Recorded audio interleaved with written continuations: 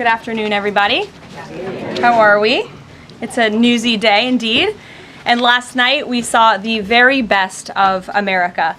After spending nearly 300 days aboard the International Space Station, Butch Wilmore and Suni Williams are back on Earth. These two incredible astronauts were only supposed to be up there for 8 days, but because of the Biden administration's lack of urgency, they ended up spending 9 months in space.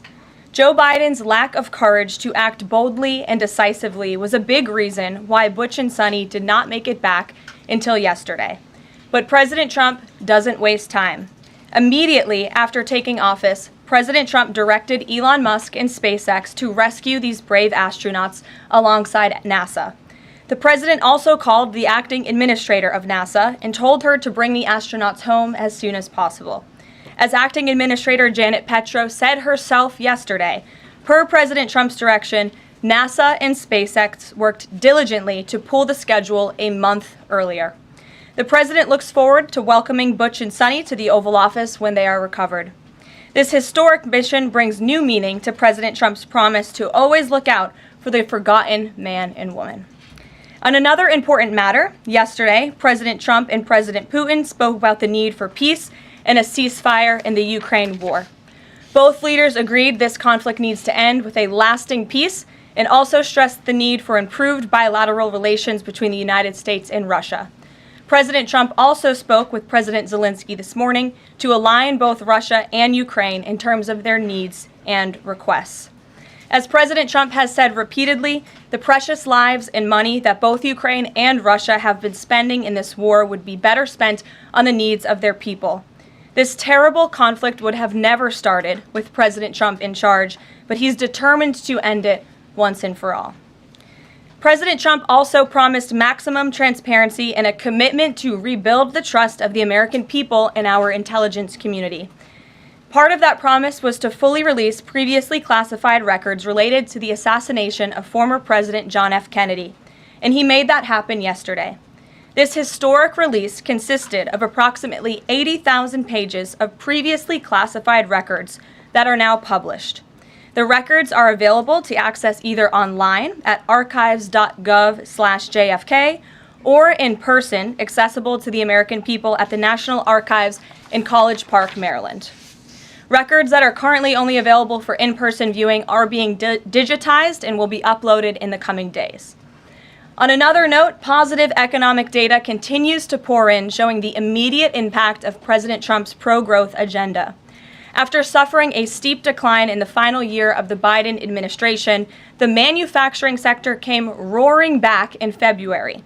Industrial production surged in February, these are new numbers, 3 times at a greater 3 times rate than the expectations to its highest ever recorded level. And President Trump's laser focus on massive deregulation and unleashing our domestic energy industry is leading to stabilities for Americans' bottom lines. As Newsweek summed it up today, gas prices are plummeting under President Trump. And the Trump administration continues to make American communities safer through our ongoing mass deportation campaign of illegal alien criminals. Yesterday, FBI Director Kash Patel announced the agency captured another fugitive from its 10 most wanted list, securing the extradition of Francisco Javier Roman Bardeles, a key senior leader of the brutal MS-13 gang. And the brave men and women of ICE also arrested a number of dangerous aliens across the country in recent days. You will see them on this screen. ICE San Francisco just arrested a citizen of Guatemala convicted of sexual battery. ICE New Orleans arrested a citizen of Ecuador convicted of rape in Suffolk County, New York. ICE Atlanta arrested a citizen of Mexico convicted of assault by strangulation. ICE Dallas arrested a citizen of Mexico convicted of assault with a firearm and rape with a foreign object. And ICE Houston arrested a citizen of Guatemala convicted of indecent sexual contact with a child in Texas. These are heinous criminal alien monsters who the previous administration allowed to flood into our country. And every time President Trump and this team deport one of them, our country becomes safer. Finally, before I open it up to questions, I want to tout how successful our efforts have been in filling out President Trump's administration. There have been a record number of 281 Senate confirmed nominations already, with another 280 in process. Here at the White House, OPM and GSA, we have filled 100% of the total number of slots. And this is a record number of placements in the first 58 days of any administration, and a testament to the caliber and the sheer quantity of talented people who want to work for President Trump to make America great again. Here in our new media seat today, we have Katie Pavlich.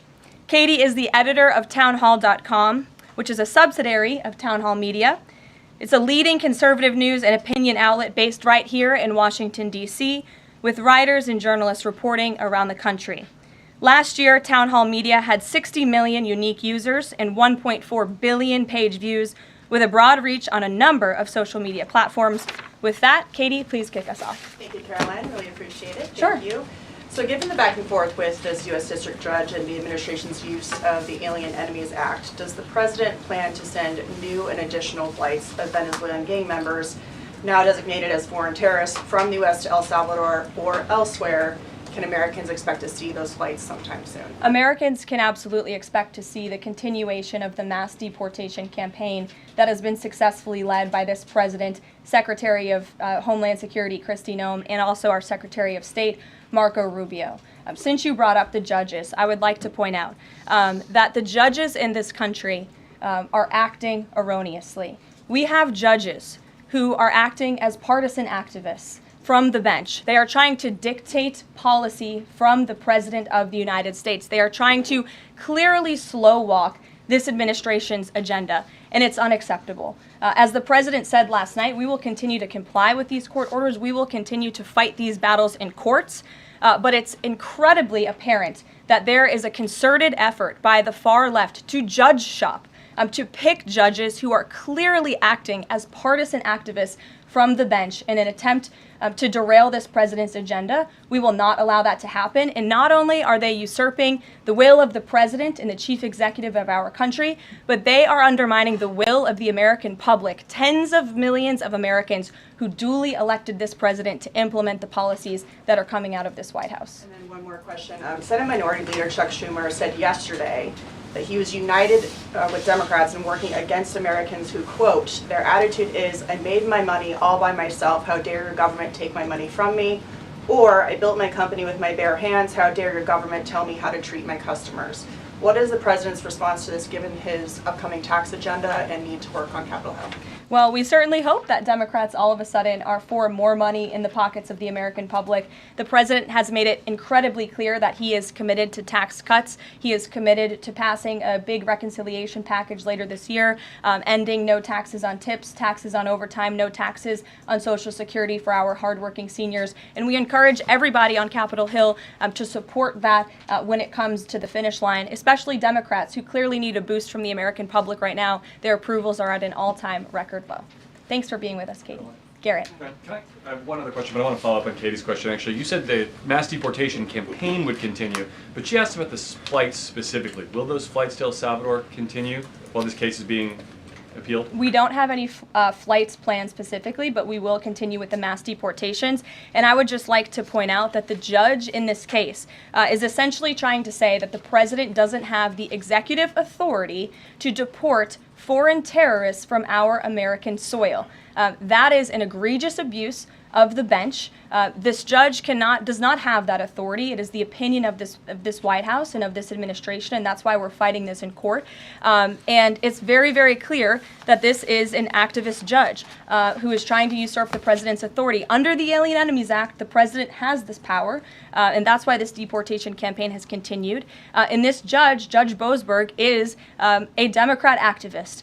He was appointed by Barack Obama. His wife has donated more than $10,000 to Democrats, and he has consistently shown his disdain for this president and his policies, and it's unacceptable. You took me right where I wanted to go about the idea that these people are all foreign terrorists, but Judge Boasberg was originally appointed by George W. Bush and then elevated by Barack Obama. I just feel like I should clear that up. Well, let me just say something to that effect, Garrett.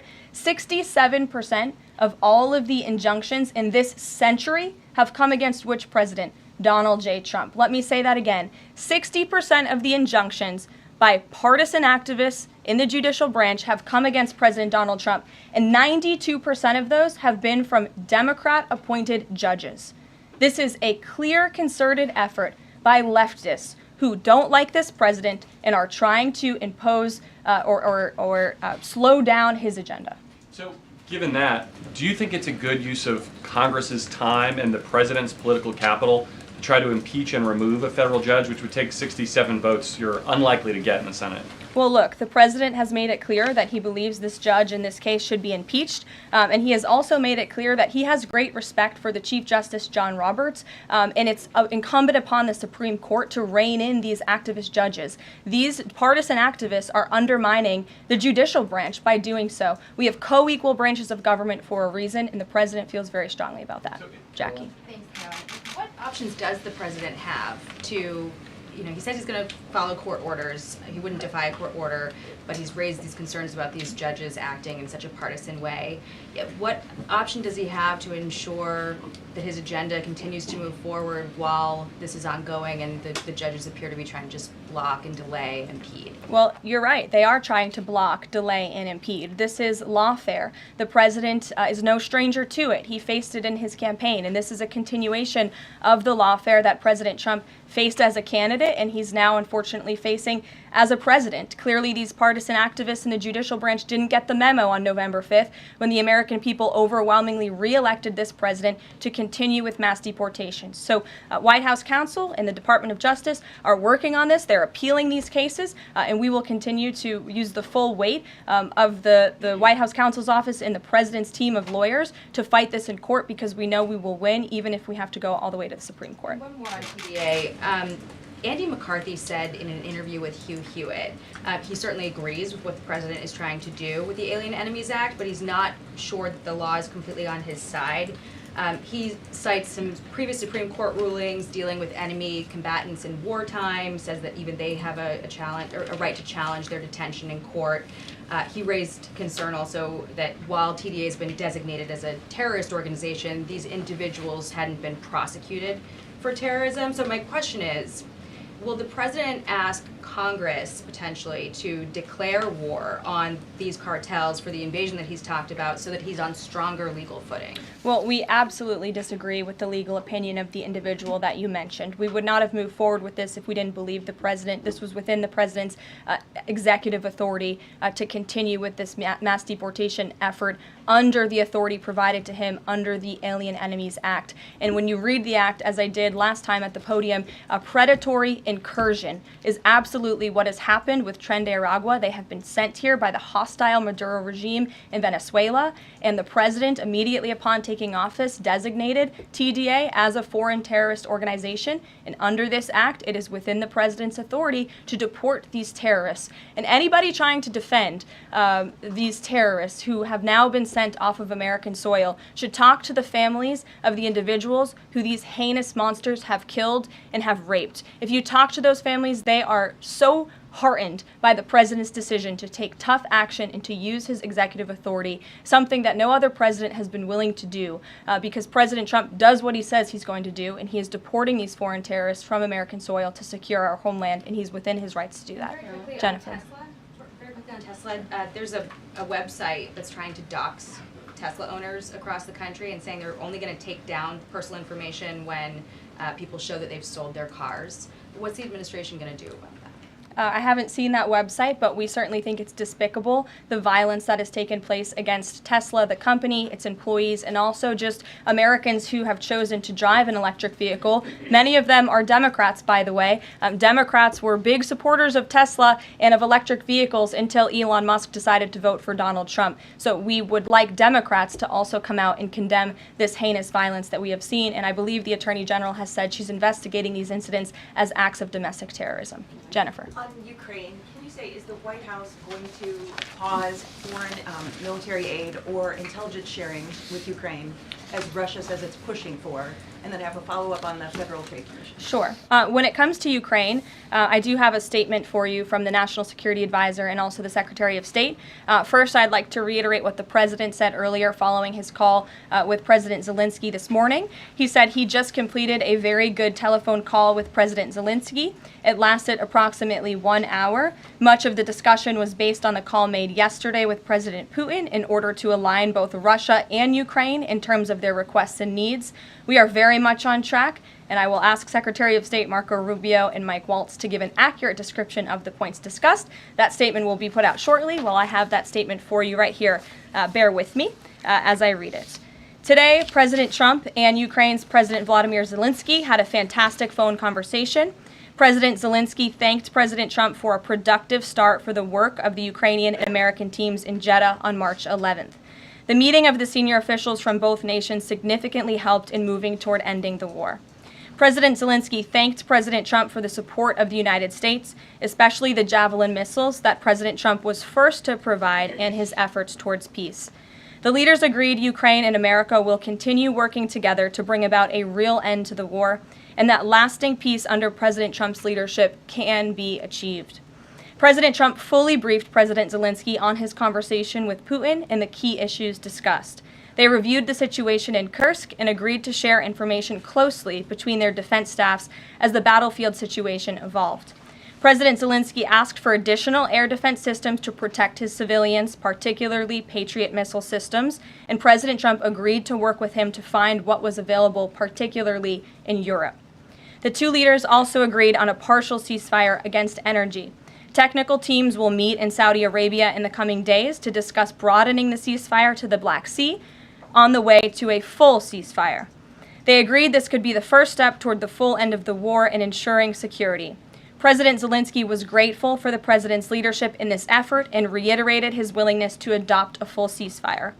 President Trump also discussed Ukraine's electrical supply and nuclear power plants. He said that the United States could be very helpful in running those plants with its electricity and utility expertise. American ownership of those plants would be the best protection for that infrastructure and support for Ukrainian energy infrastructure.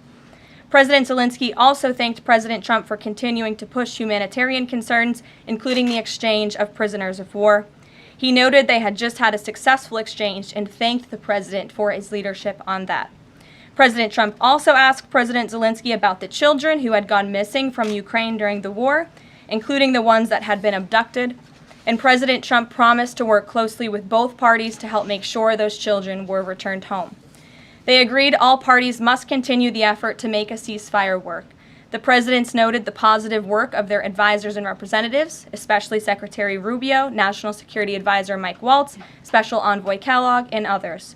The presidents instructed their teams to move ahead with the technical issues related to implementing and broadening the partial ceasefire.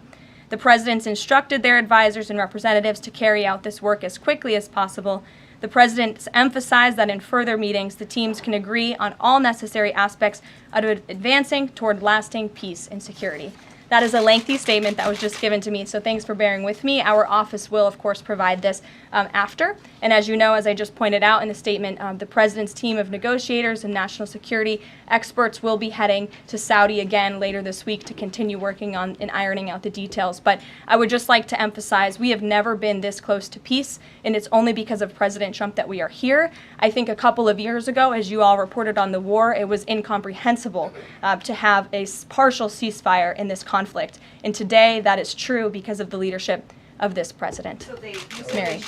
agreed to closely share information between their defense staffs. Does that mean all intelligence sharing will continue? So the White House is rejecting Russia's request to pause that. Intelligence sharing in terms of defense for Ukraine will continue to be shared. Mary. Thanks, Caroline. I have two questions. One on the United States Institute of Peace and then on the Supreme Court, if that's okay. Sure. So on the United States Institute of Peace, this is a little bit wild. I understand the old president refused to leave after he was removed from his position. He barricaded himself in his offices, had to be escorted out by police, left the building without Wi-Fi, telephones, elevators, and more, and is now telling media that Doge broke in and illegally removed him. So can you comment on this sequence of events and specify, did Doge illegally enter? I'm really glad you brought this up, Mary. We were made aware of this story by individuals at Doge, at Elon Musk's team, and also at the State Department who were unable to access this building. And it became very clear that there was a concerted effort amongst the rogue bureaucrats at the United States Institute of Peace to actually physically barricade themselves essentially inside of the building to prevent political appointees of this administration who work at the direction of the President of the United States to get into the building. There was a piece in the Daily Caller, thank you for sharing the truth on this, about what happened. Staff contacted the MPD in an attempt to prevent Doge personnel from entering. They barricaded the doors. They also disabled telephone lines, internet connections, and other IT infrastructure within the building. They distributed flyers internally, encouraging each other to basically prevent these individuals from accessing the building. I use this to say this is what Doge and this administration is facing. It's a resistance from bureaucrats who don't want to see change in this city. President Trump was elected on an overwhelming mandate to seek change and implement change, and this is unacceptable behavior. Thank you. And just really quick on the Supreme Court, I know it's been almost 3 years now since the leak of the draft Dobbs opinion to Politico, actually. A leak which sparked protesting outside the homes of the justices and even brought on one attempted assassination attempt. I know Justice Alito said that it made the justices targets for assassination, but yet the Supreme Court has not tracked down any leaker. Does the White House have interest in finding out who that leaker was, and can you comment on that at all? I know generally speaking the president has an interest in finding leakers and he believes it's unacceptable, and it's the position of this administration. You've seen the Secretary of Homeland Security has taken tough action at her agency.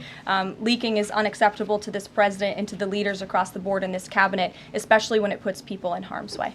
Sure. Thank you, Caroline. A mom whose daughter was forced to change in a locker room with a biological male at school filed a complaint with the DOJ. How will the Trump DOJ deal with violations of President Trump's orders protecting women and girls like this? I would defer you to the Department of Justice on that specific case, but the president has made it incredibly clear that it is the policy of this administration that there are only two genders, male and female, only two sexes rather, male and female, and that we are not going to tolerate such behavior by men pretending to be women. The president will continue to strongly stand for the rights of women and girls, not just in sports and on athletic fields, but also in private spaces like locker rooms and bathrooms. Sure. Go ahead. Thank you. On the FTC, two quick questions. Can you explain the president's thinking in his decision to fire the two Democratic commissioners, especially given that Mark Meadow is on track to be confirmed next week and there would be a Republican majority? My biggest question is why now? Sure. Because the time was right to let these people go, and the president absolutely has the authority to do it. And they were given ample notice in a letter that I believe your outlet reported on. So it pretty much explains exactly why this administration chose to let those individuals go. Is the ultimate goal to get this to the Supreme Court to try to overturn the 1935 precedent? The goal was to let these individuals go. If we have to fight it all the way to the Supreme Court, we certainly will. Rachel. Back to those deportation flights to El Salvador, can the administration provide any more details on how authorities determined that each of those men were in fact members of a gang? And if the White House can publish images, photos, videos of those men, why can't the administration just release basic information like their identities and names? We are not going to reveal operational details about a counterterrorism operation, but what I can assure you, as I said on Monday, we have the highest degree of confidence in our ICE agents and our Customs and Border Patrol agents who have committed their lives to targeting illegal criminals in our country, particularly foreign terrorists, and they had great evidence and indication. They have the highest degree of professionalism, and they were 100% confident in the individuals that were sent home on these flights and in the president's executive authority to do that. To follow up, I know in the last briefing you cited privacy concerns as a reason why the administration may not be able to reveal the identities. What exactly are the privacy rights of immigrants who were deported that the administration says were dangerous enough to be sent to El Salvador and sit in a prison? Again, as I just said, we're not going to reveal the operational details of a counterterrorism operation for quite obvious reasons. We're trying to combat terrorism here in the United States of America. Jeff. wanted to ask something else about the phone call yesterday. There was a couple different readouts from the Kremlin and the U.S. on a couple different points. One was energy and infrastructure. The U.S. statement said energy and infrastructure. The Kremlin said energy infrastructure. What is your understanding of what the actual substance of that disagreement was? Then I have one other question on that. I would defer you to the readout that was provided by the White House. That's our understanding, and that's the truth. And if I could ask a question about the judge as well. How does a president define a bad judge? Is it just someone who disagrees with him? And is that a dangerous precedent in this case, because this is a temporary ruling from Judge Boasberg that he could ultimately rule in your favor? Is he setting up a standard here for calling for the impeachment of a judge who may ultimately rule on your side?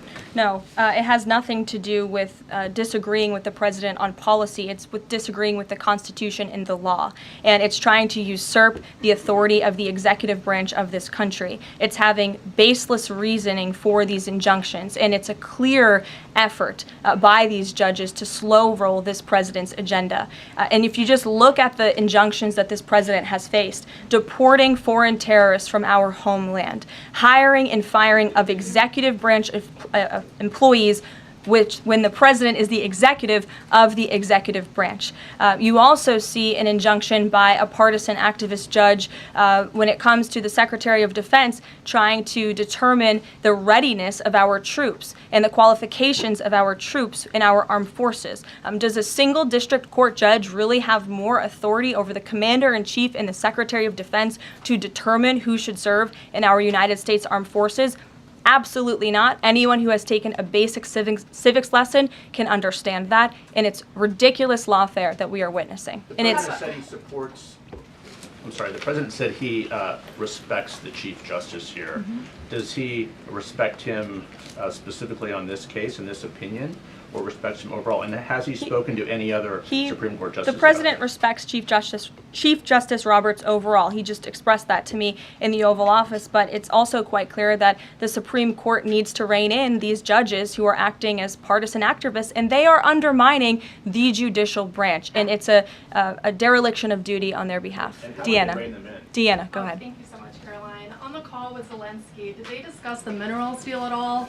Is that back on the table, and what do the Ukrainians have to do to get that back on the table? And then one on the Russia call as well. Again, I just provided a very lengthy readout of the call that was provided by the Secretary of State and the National Security Advisor.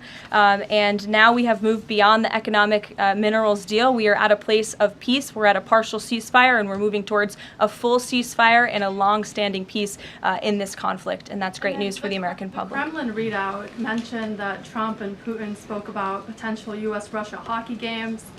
And the Kremlin readout also said that Russia wanted the U.S. to stop U.S. intelligence and U.S. funding to Ukraine.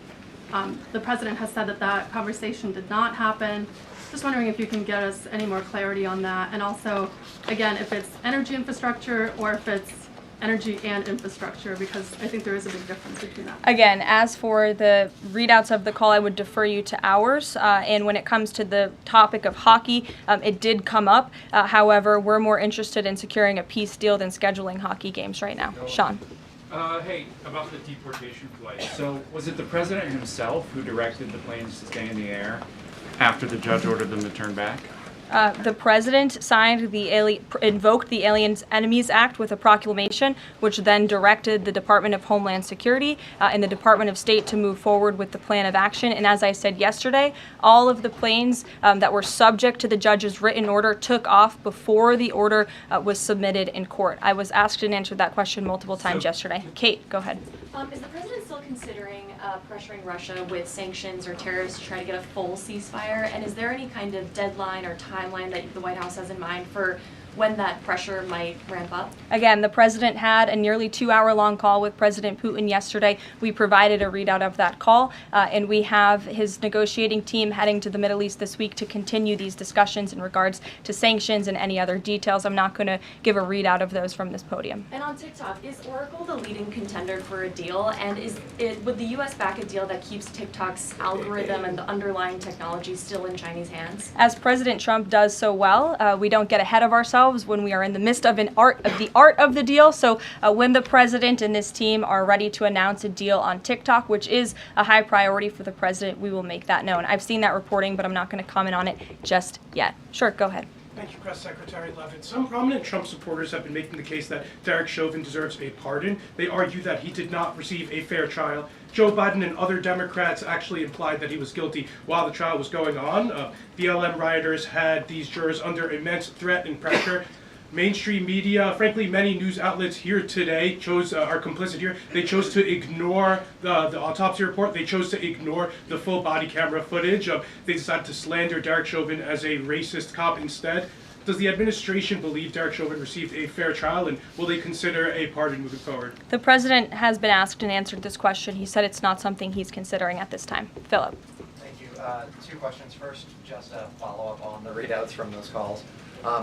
When it comes to the discrepancies between the U.S. and Russian readout of that call between President Trump and Putin, is it the president's assessment that something is getting lost in translation, or does he believe that the Russians are trying to play games here? Nope. The president believes in his team that put the readout out, and he also put his own out on Truth Social. We've been incredibly transparent about all of the president's calls with foreign leaders, and again, I would defer you to the readout. And then following up Michael. on...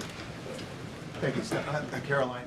White House said yesterday that gas prices across the U.S. have fallen for the fourth straight week. 34 states now seeing gas under $3 a gallon. This limited ceasefire with Ukraine regarding oil refineries, energy, will that affect gas prices here in the U.S.?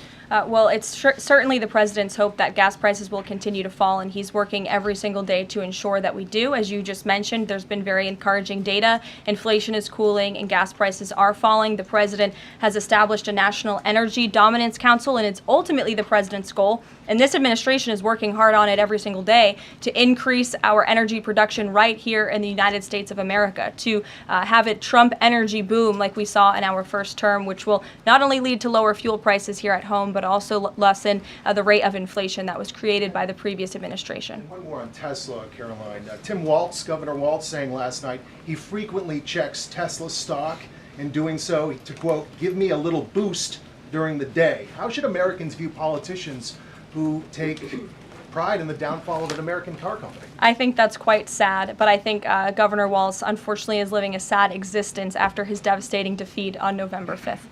Reagan, go ahead. Thank you, Caroline. Across the country, Tesla cars are being lit on fire, dealerships are being shot up, Molotov cocktails are being used. There was a website posted yesterday that shared the addresses of private Tesla owners and reportedly had Kash Patel's information on it. AG Bondi has called this acts of domestic terrorism. Does the White House have any indication that this is some sort of coordinated movement or that it's being funded by some outside group? And do you know if the investigation by the DOJ is being investigated as incidents of organized terror? I believe the Attorney General has made her comments clear on that. She is investigating these events as acts of domestic terrorism, and we fully condemn them. And as I said earlier to Jackie's question, we think it's despicable what is happening to not just this American company, but also their innocent employees. And again, innocent Americans who drive these vehicles. We condemn it wholeheartedly. Sure. More than 24,000 workers in 18 agencies are in the process of being reinstated. What is your message to these workers, and can you assure them they won't be fired again as the administration directs agencies to do more layoffs? Well, the administration is complying with the court's order. Again, as I have spoken about repeatedly, we think it's despicable that we have judges acting as judicial activists, partisan activists, trying to dictate who the president of the United States, the executive of the executive branch, can hire and fire. We have never seen anything like this. We are fighting this in court, and we will continue to fight it all the way to the Supreme Court if we have to. And as for federal employees, it's been the very common sense position of this president and the administration that bureaucrats here in Washington, D.C. need to show up to the office just like the rest of America. Middle-class Americans, from doctors to business owners to teachers to law enforcement officers, have to show up to their offices every single day. And the president has made it a clear priority that people in this city have to do the same. And we are also continue to be committed to reducing the scale of our workforce and to reducing the size of our federal bureaucracy here in Washington, D.C. to save taxpayers' money. Annie, go ahead. Thanks so much. In the statement that you read, you referenced the president's interest in helping return Ukrainian children to their parents, to their families. There's an organization that provides intel and information about those children that their aid has been cut. It's a Yale University program that used foreign aid. And I'm curious if, as part of this new thinking with Ukraine, that aid might be unfrozen. I have no updates about that or that specific program at this time. Karen.